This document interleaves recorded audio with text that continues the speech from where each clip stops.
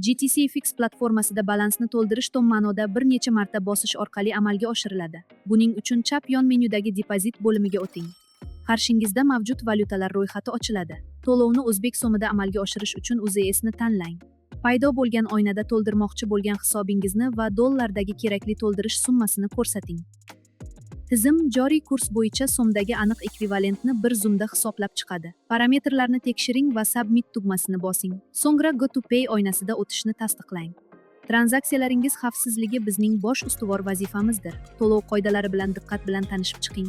Aniq summani yuboring va faqat shaxsiy kartalardan foydalaning. Shartlarga roziligingizni tasdiqlang va yuborish tugmasini bosing. Qulay to'lov tizimini tanlang. Uzcard yoki Humo. Payport xizmati o'tkazma uchun rekvizitlarni shakllantiradi.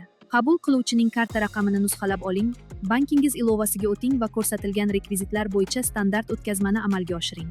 E'tibor bering, to'lovga hech qanday izoh qo'shish shart emas. Tayyor, to'lov muvaffaqiyatli yakunlandi. Saytga qaytamiz va mablag'lar hamyoningizga tushganini ko'ramiz. Endi ularni ichki o'tkazma orqali MT5 savdo hisobiga o'tkazing. Summani kiriting, tranzaksiyani xavfsizlik parolingiz bilan tasdiqlang va tamom. Sizning $100 real savdo hisobida va moliya bozorlarida ishlashga tayyor.